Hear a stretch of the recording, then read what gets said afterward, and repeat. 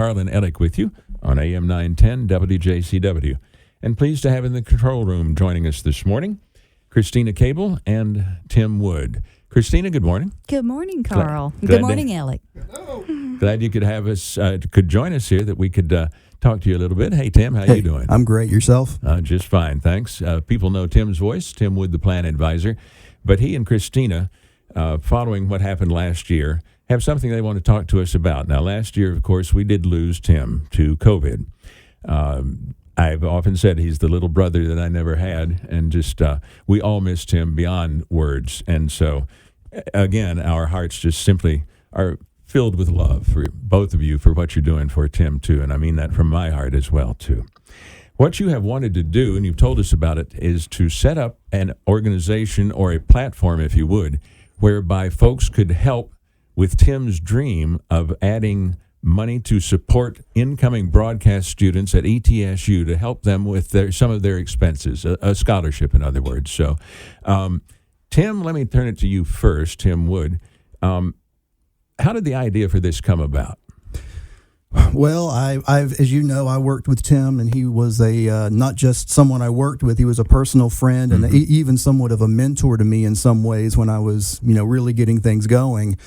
And, I felt a really special connection with him. So when we lost him way too early, I wanted to do something, and I reached out to Christina, and we kind of discussed some ideas and came up with the idea of a scholarship in the broadcast department that would specifically and directly impact people here locally at ETSU, which is where, Tim is it's his alma mater, as you know.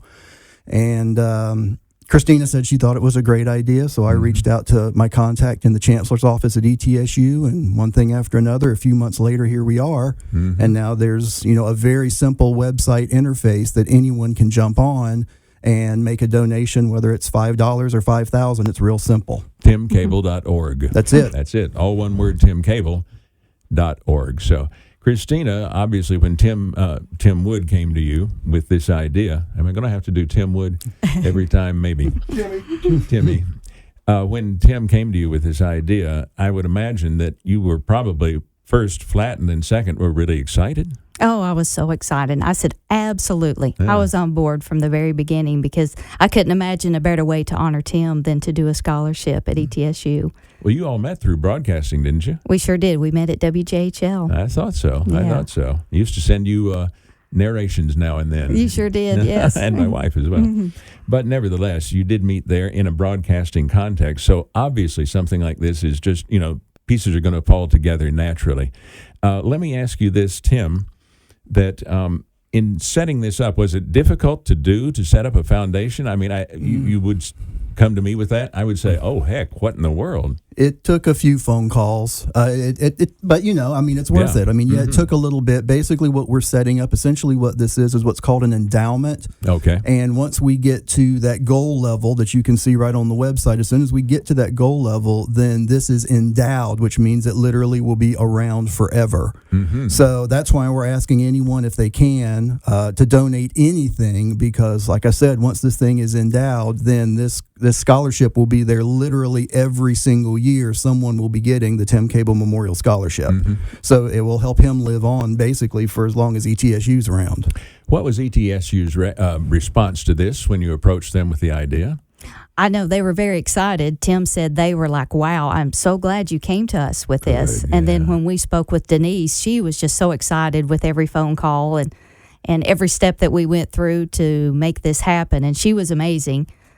She is the director of development at ETSU, Denise Asbury, so we give her a lot of credit for this as well. But, yeah, they were like, yes, absolutely. Wonderful. What a great idea. That's great. Everybody gets behind it because the idea really is just, literally made in heaven, if you would.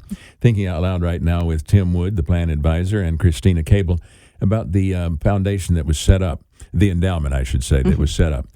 Did you have to establish a 501c3 initially or something similar to that to get it done? That all went through ETSU. Okay, very good. ETSU's Didn't know got that. the foundation and got everything, and they actually did all of the Nice. setup.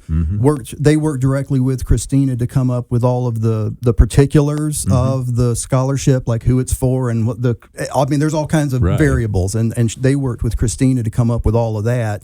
And then they essentially handled it. I mean, they made it super easy. Like she said, I mean, the people that we've worked with have been fantastic with ETSU, from the chancellor's office all the way down. Nice. And they're great. They're easy to work with. Yeah, they set all that up for us.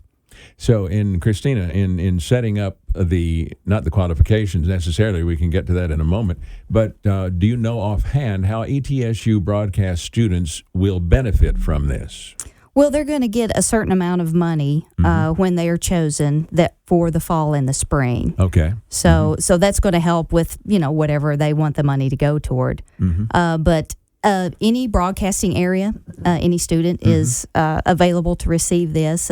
We just asked them to have some promising and storytelling and communications, and just Yeah. have a passion for broadcasting. Just like Tim did. Just like Tim did. Oh, yeah, absolutely. So wonderful. Thinking out loud right now, 7:46 is our time, Tri-Cities Talk Radio. And when will this go into effect? When do you plan to do this? Do you have a certain threshold for the endowment before you begin advertising it outwards, or is it open right now? Well, actually, it's open right now. Very good. They asked me if I would like for a student to receive a certain amount of money for this upcoming semester and the spring semester. And I thought for a minute I would love to have got to the endowment before that happened, but I thought, you know what? If we can help somebody right now, I know Tim would Nice. like that. Very good. So I think a person has been chosen. They were Wonderful. voting on it, I think, sometime in February. And so they're going to get a certain amount in the fall and a certain amount in the spring. Great. So that's exciting. So It the is first very one, exciting. I can't Yeah, wait. already. I That's can't wait to wonderful. see who the first person is. That's great. That's great. Maybe when you all return, because I know you're going to be back here later talking about different sorts of things related to the endowment, the foundation.